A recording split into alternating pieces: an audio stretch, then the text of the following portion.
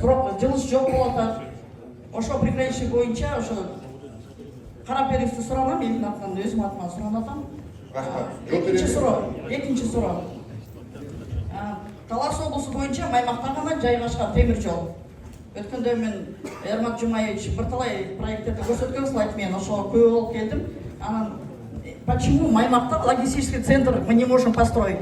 Вот, допустим, Бишкекте азыркы учурда цемент дефицит болуп атат. Маймакка Казакстандан полным ходом келип атат цемент.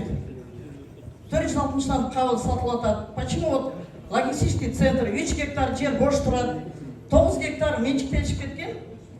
2007 жылы менчик кеткен 9 гектар Нохоната загородно элеп турат. 2 гектар консервный завод. Мына ишканалар готовый болгон убагында. Совет учурунда, Советский Союздун учурунда. 2007 менчиктешип кеткен. Прокуратура тарабынан изилделип атат, но замедляется дело, поэтому тоже прошу ускорить этот процесс, потому что ишканалар ачылса, темир жолду жаштар көзгөчө жарандыгын алмаштырып атат. Казакстан жаранын алышып атат. Ишканалар ачылса, Кыргызстан жараны эле болуп жүрүп, өз семьяларын бакышмак да. Ошо боюнча ошо.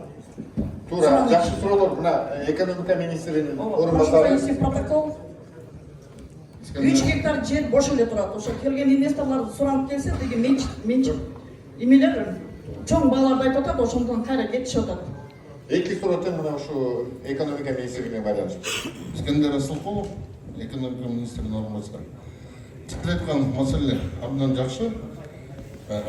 Биз ушул логистика центр куруу боюнча инвесторлорду караштыралы, ошол жерге киргизген. Учурунда ошо Маймак мындай обособленный болуп, андан кийин бут учета товарда жок эле, ошону ачып бергенбиз. Учурунда ошо. Азыр грузопоток иштеп атат. Грузопотокту көбөйүп, азыр Маймак поселогунда кишилерге да жумуш болгон. Ал эми салык жагынан да биз карап берели. Мисалы үчүн Баткен областында 50%-га чейин какие-то льготы есть. Да, по налогам. Ошол боюнча да карап берели. Ал боюнча быйылкы жылы жыл сайын бизде салык кодексине карайбыз, ошонун алкагында карап берели быйылкы жылы. Ал эми баягы айлык боюнча эми биз эми айлык төлөбөйбүз да.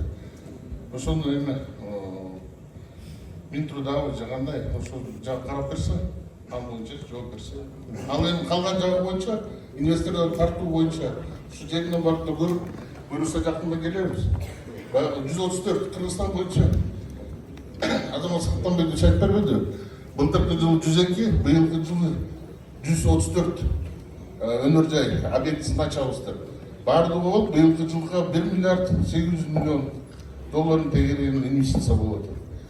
Анын 50%-дан көбү ушул жергиликтүү биздин Кыргызстандык ишкерлер чыгарган эмес. Бул эмне деген бул урматтуу Садыр Нуркожоевич, мына биз жарыялап, анан кийин акыркы 23-24 жылдары мындан бартын экономикага кайра келип атат. Ачык айкын болуп чоң проекттер кирип атат.